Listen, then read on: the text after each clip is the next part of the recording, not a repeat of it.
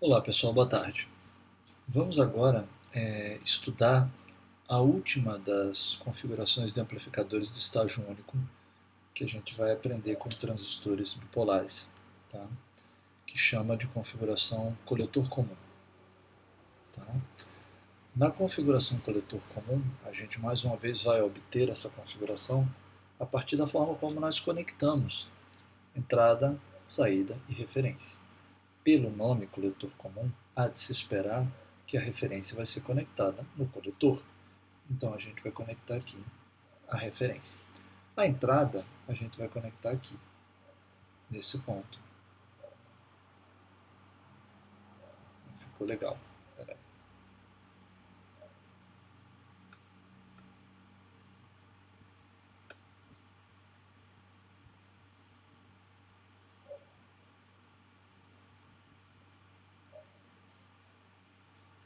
Então aqui a gente tem a entrada VS com a resistência de fonte RS, tá? E a saída a gente vai tomar aqui no emissor. Aqui a gente vai ter o resistor de carga RL e aqui a gente vai pegar a saída VO. Tá? Bom, mas a gente não vai usar esse circuito desse jeito. Assim como aconteceu no caso lá do base comum, a gente vai fazer uma modificação em cima dessa configuração base. Então vamos analisar aqui o lado do coletor. Tá? Vejam só. Para fins de sinal, esse ponto aqui está no terra. Então RC não tem sinal passando por ele. Esse é o primeiro ponto. Tá? Segundo ponto aqui é o seguinte. Na verdade, desculpa, eu falei errado. Tem sinal passando por RC, mas eu tenho um terra aqui por conta do capacitor de bypass. Ele vai botar um terra de sinal aqui. Tá? Mas vamos analisar qual é a função de RC em termos de polarização. Em termos de polarização, a colocação do RC aqui vai fazer que quando a corrente de coletor IC maiúsculo passe por aqui, a tensão DC nesse ponto seja menor do que VCC. Isso me ajuda em quê? Veja, eu não vou tomar a saída aqui, diferente das configurações anteriores. Eu vou tomar a saída aqui. Antes eu precisava de que RC colocasse essa tensão afastada dessa para que eu pudesse ter expulsão do sinal de saída, né, sem que houvesse corte do transistor. Né, porque se esse ponto ficasse ligado direto em VCC, como é que o meu sinal ia excursionar? Ele ia cortar. Então eu precisava de RC por esse motivo, porque eu estava tomando a saída aqui. Mas nessa configuração a gente não está tomando a saída aqui. A saída está sendo tomada no emissor. Então eu não preciso de RC para esse fim. Por outro lado, em termos de polarização, considerando ainda em termos de polarização, ao colocar RC aqui, dependendo da corrente de polarização que eu use e do valor de RC, pode ser que essa tensão aqui DC seja tão baixa que sature o transistor. Então, do ponto de vista de sinal, eu tenho terra de sinal aqui. Do ponto de vista de polarização, o RC não é necessário para a excursão do sinal de saída, porque o sinal de saída é tomado no emissor e não no coletor, e ele pode levar o transistor a saturar.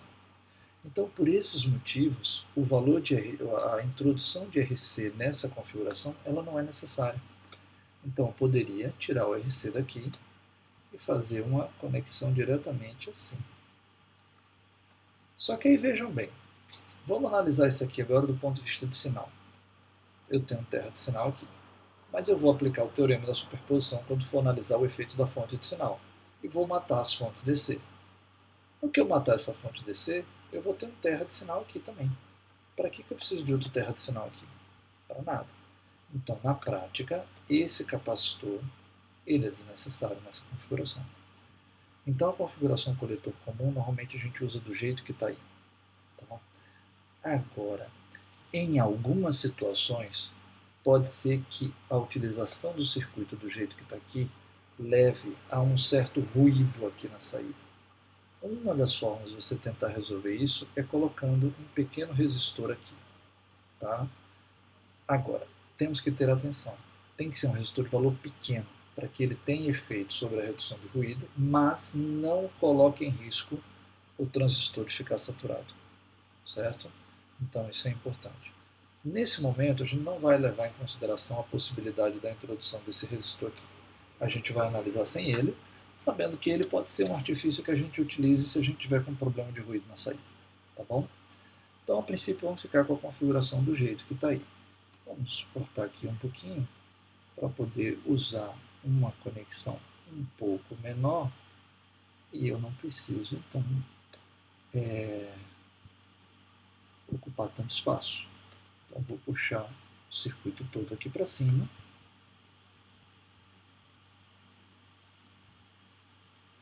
E assim a gente reduz um pouco o espaço ocupado por ele, tá bom? Para análise de pequenos sinais desse circuito, a melhor forma que nós podemos utilizar é o modelo T. Né? Por que o modelo T? Porque as conexões de saída estão do lado do emissor. Então o modelo T ele vai deixar isso mais evidente. Então vamos desenhar aqui o nosso modelo de pequenos sinais. O coletor está aterrado. Aqui a gente tem a nossa fonte de corrente GMVP, controlada por tensão. Aqui nós vamos ter o resistor RE. Né? Sobre ele que nós temos a tensão VP. Né? A conexão da base se dá aqui. Então aqui eu tenho a base. O que eu tenho para o lado da base? Eu tenho RB por terra e tenho o resistor RS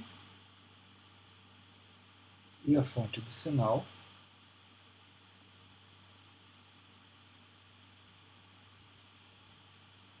VS. Certo? Bom, na sequência aqui do lado do emissor, além de RE, né, o emissor seria aqui, nós vamos ter o quê? Vamos ter o resistor RE de polarização, tá? Deixa eu só tirar esse trocinho daqui um pouquinho, que eu vou fazer aqui o seguinte, eu vou ter para cá a resistência RL da fonte,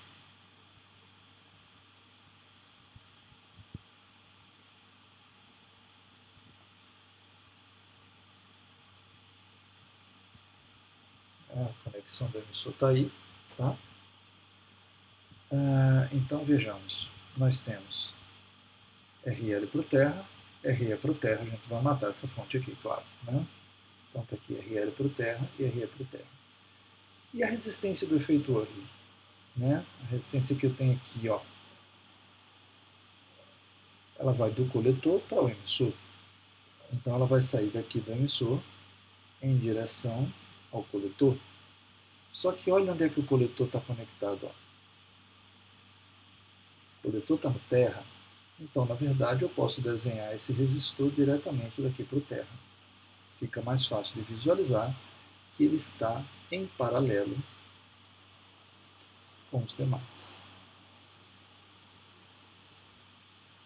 Deixa só eu arrumar um pouquinho aqui, porque ficou meio muito próximo. Pronto.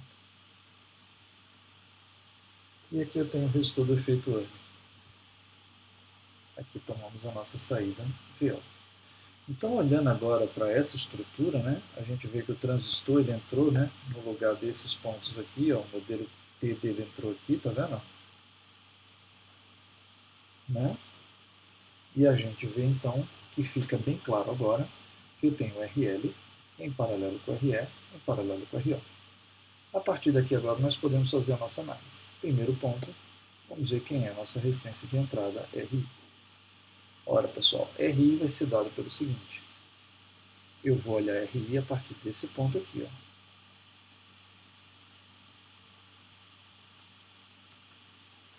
Então, quando eu olhar para RI, eu vou ver RB em paralelo com. Aí eu vou ver o que é mais? Eu vou ver a resistência que está para cá. Essa resistência que está para cá, ela está toda do lado do emissor. Então, tenho que aplicar a regra de reflexão de resistência. Então, vou multiplicar por beta mais 1, e aí eu vou ter RE minúsculo mais RE em paralelo com RO em paralelo com RE. E essa vai ser a minha resistência de entrada. Veja que esse paralelo aqui pode ser grande. Né? RE normalmente da ordem de K, RO é da ordem de dezenas a centenas de quilômetros, RE é pequeno, né? Então depende muito, na verdade, de dois aspectos, de RL e de RE. RE vai depender da corrente de polarização. Se a gente quiser uma corrente de polarização grande, RE vai ser pequeno. E o RL depende da carga. Então pode ser grande, se for a entrada tiver um buffer, por exemplo, né? Se esse circuito for conectado a um buffer com um amplificador operacional, então ele vai ter uma RL enorme, infinita, tá? Mas pode ser também que aqui na saída eu bote um alto-falante, que isso aqui é a saída de um amplificador de áudio. E um alto-falante pode ter uma impedância tão baixa quanto 4 ohms.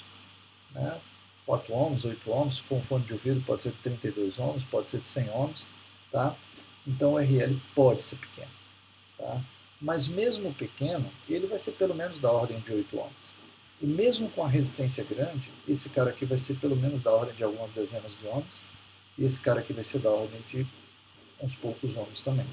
Então, quando a gente soma isso aqui, normalmente a gente vai ter algumas dezenas de ohms, pelo menos, que multiplicado por uma coisa da ordem de 100, vai me levantar minha resistência de entrada para um valor, na pior das hipóteses, da ordem de alguns quilômetros.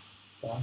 Claro, se o RL for grande, se a corrente não for muito alta, então tudo isso aqui vai crescer de valor, e aqui a gente pode conseguir uma resistência até da ordem de 1 mega. Tá? Então depende muito da aplicação específica do projeto que nós estamos fazendo. Isso a gente vai ver em aulas de exercício posteriormente. Tá bom? Bom, na sequência, tá, a gente vai tentar determinar quem é a nossa resistência de saída. A resistência de saída a gente vai olhar a partir desse ponto aqui. Ó. Né? Ou seja, no cálculo da resistência de saída não entra a resistência de carga. Então, qual é a resistência que nós enxergamos a partir desse ponto aqui? Bom, nossa resistência de saída, RO, vai ser dada pela seguinte expressão. Tá? Vai ser igual, eu vou ver aqui, notem, eu vou ver RE em paralelo com RO, e isso vai estar em série com RE minúsculo. Então, vou começar a escrever isso. RE em paralelo com RO mais RE minúsculo. Quando eu chego aqui, eu estou nesse ponto. O que me falta? Para o cálculo da resistência de saída, eu deveria ter falado antes, não falei, falo agora, a gente mata a fonte de sinal de entrada. Matar uma fonte de tensão significa trocá-la por um curto. Então, eu vou ter terra aqui do lado de RS. Tá? Então, quando eu chego aqui do lado da base, eu vou ver RB indo para o terra e RS indo para o terra, porque eu vou matar essa fonte. Então, RB está em paralelo com RS. Só que eles estão do lado da base. E eu estou analisando a resistência de saída do lado do emissor. Então, eu preciso aplicar a regra de reflexão de resistência. E aqui, então, significa que tudo isso aqui vai estar em série. Tá? Tem um erro aqui, pessoal. Deixa eu fazer uma correção.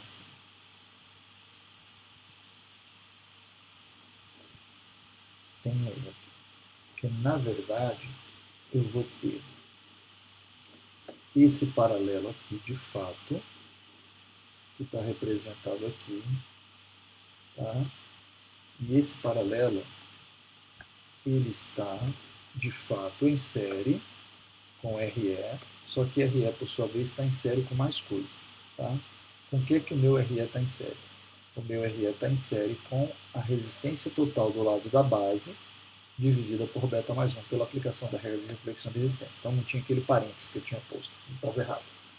Então isso aqui agora vai ser RS em paralelo com RB, e esses dois estão divididos por beta mais 1 por conta da aplicação da regra de reflexão de resistência. Tá? Então, e tem outra coisa que agora sim, aqui tem um equívoco meu, que não é em série. Tá? Aqui é esse pessoal aqui está entre parênteses, eu vou corrigir e explico, tá pessoal? Isso aqui está em paralelo.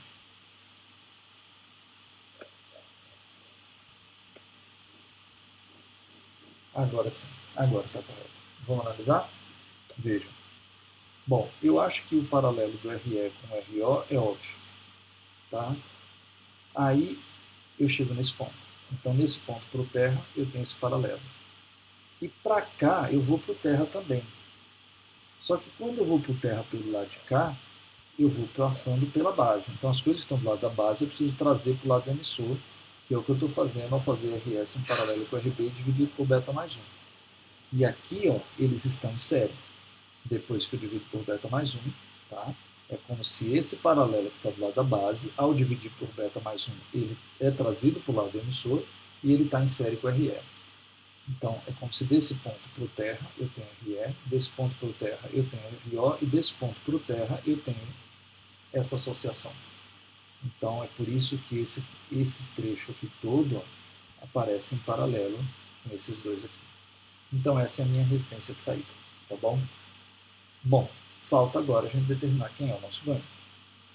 Para determinar quem é o nosso ganho, é muito simples de ver. A gente tem que ver o seguinte, que a tensão VO, tá, ela é um divisor de tensão em relação à tensão de entrada. Então vamos ver aqui. Ó. A primeira coisa que nós vamos calcular é a tensão VB. A tensão que a gente vai chamar de VB é a tensão entre a base e o terra. Tá? Então, tensão entre a base e o terra. Se a gente olhar para quem é VB aqui nessa expressão, aqui nesse circuito, a gente vai ver que VB, a tensão desse ponto para o terra, é dado por esse divisor de tensão aqui na entrada. Então, vou ter que VB vai ser igual a VS do divisor de tensão, que multiplica RI sobre RI mais RS. Quem é RI? Ora, está aqui, né? RI é essa expressão toda aqui. Tá bom? Então, isso determina o VB. E quem é VO?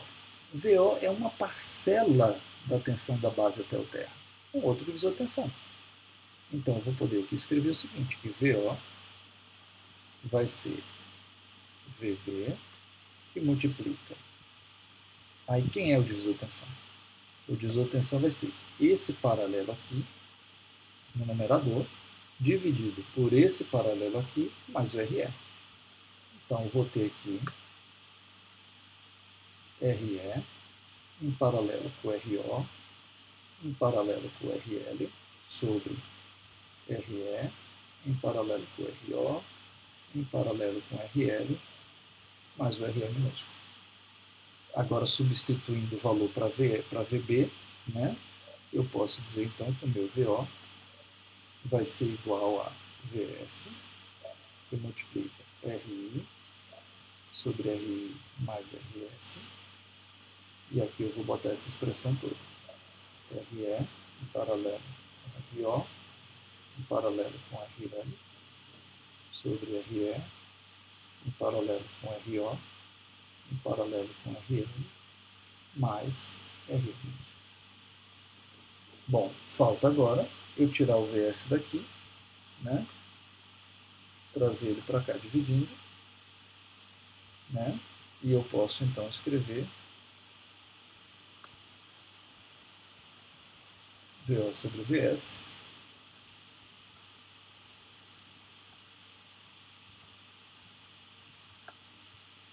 e daí eu tiro que o meu ganho AV vai ser dado por RI sobre RI mais RS, RE paralelo com RO, paralelo com RL, sobre RE, paralelo com RO, paralelo com RL, mais RE menos. E com isso a gente calcula o ganho dessa configuração. Alguns aspectos importantes a levar em consideração nesse caso. Vejam, esse ganho aqui, ele sempre é menor do que 1. Por quê? Por um motivo óbvio. Porque ele é um divisor de tensão do sinal da base, que por sua vez é um divisor de tensão do sinal de VS. Então não tem como ser maior. Além mais, a gente pode ver isso aqui pela expressão RI dividido por RI mais RS. Por mais desprezível que RS seja em função de RI, vai dar menor do que 1. Mesma coisa aqui. Por mais significativo que esse termo seja frente a RE, isso aqui também vai ser menor do que 1. Então, menor do que 1 vezes menor do que 1 vai dar menor do que 1. Tá? Então, eu já vi em prova o pessoal calcular isso e achar um valor acima de 1 e ficar por isso mesmo. Obviamente que isso é um erro grave. Você tem que ter noção que é impossível que dê mal. Errar em conta, todo mundo erra. Mas você tem que ter senso de que um determinado resultado não faz o menor sentido. E esse é o caso. Você obter um resultado maior do que 1 aqui. Você pode não saber exatamente que valor que é, mas você tem que saber que é menor do que 1. Então, isso não é admissível. Tá? Então, o ganho é sempre menor do que 1. Para que a gente usa essa configuração então apenas? Já que para dar ganho de tensão não é. Né? A grande questão, pessoal, é que ela tem como características uma resistência de entrada que é potencialmente alta, porque eu tenho beta mais 1 que multiplica tudo isso aqui. Eu digo potencialmente porque eu falei para vocês que dependendo se você está usando corrente de polarização muito alta e tem uma resistência de carga muito baixa, pode ser que isso aqui não dê muito alto, pode ser que dê uma resistência de entrada média. Tá? Pequena é quase impossível, mas pode ser que por conta do beta mais 1. Mas pode ser que você tenha uma resistência de entrada média. Tá? Então, não dá para garantir que é sempre alta, mas ela tem potencial para assumir valores altos, bem mais altos do que a configuração emissor comum, mesmo na sua variante com resistência de emissor. Tá? Por outro lado, a sua resistência de saída tende a ser baixa. Veja, o paralelo de 3 resistências é sempre menor do que o menor deles. RO pode ser grande, ok, vai desaparecer, não vai ter efeito. RE depende da corrente de polarização. Se a corrente de polarização for grande, ele pode ser pequeno, mas se a corrente de polarização for pequena, ele pode ser grande. Tá, mesmo que esses dois sejam relativamente grandes, me sobra apenas isso aqui. E o paralelo dos 3 vai ser menor do que qualquer um deles em separado. E aqui eu tenho o quê? Aqui eu tenho RE, que normalmente é da ordem de dezenas de ohms, portanto é pequeno. Tá? E aqui eu tenho esse paralelo, que pode até ser grande, mas está dividido por beta mais 1. Então essa é uma configuração que tem características de ter uma resistência de entrada potencialmente grande, mas pelo menos média, e tem uma resistência de saída que tem capacidade para ser potencialmente muito pequena, mas pelo menos pequena. E essas são características desejáveis de um amplificador de tensão, resistência de entrada alta e resistência de saída baixa. E infelizmente ele não é uma configuração que dá um ganho muito elevado. Quer dizer, dá um ganho menor do que 1, na verdade. Né? Mas para isso a gente tem a configuração emissor comum. Então a gente já vai ver isso na próxima aula, mas na prática o que nós fazemos é que nós combinamos configurações. Se a gente quer um amplificador com resistência de entrada alta, resistência de saída baixa e ganho elevado, como eu tenho no caso do amplificador operacional, eu não consigo fazer isso com uma única, com um amplificador de transistor de estágio 1. Eu preciso de vários estágios. Aí se eu fizer com vários estágios, eu consigo isso. E é isso que a gente vai ver na nossa próxima aula, tá bom? Então, mais algumas características, a gente nota que não há inversão de fase da entrada para a saída, né? E uma outra informação que não é evidente aqui, mas vai ficar evidente em eletrônica 2, é que a configuração coletor comum, ela tem como característica o fato de que ela tem uma excelente resposta à frequência. Isso a gente não vai ver agora, não vai entrar nesse mérito, mas faço o comentário. Na verdade, isso é uma característica das configurações coletor comum e base comum. Elas têm boa resposta à frequência. Já a configuração emissor comum tem uma resposta à frequência muito ruim. Né? Bom, por último, eu vou dizer para vocês o seguinte, que uma outra forma de se chamar essa configuração coletor comum, tá, é de seguidor de emissor.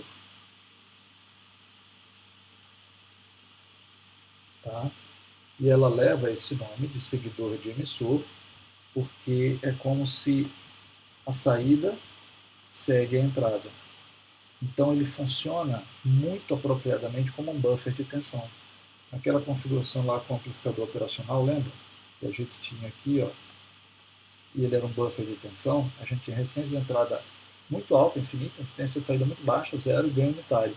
Aqui eu tenho resistência de entrada alta potencialmente, resistência de saída baixa potencialmente e ganho não unitário, mas menor do que 1 e muitas vezes próximo de 1. Então é o que melhor se aproxima de um buffer, como aquele que a gente fez com o amplificador operacional. Tá bom? Nós vamos encerrar essa aula por aqui, tá?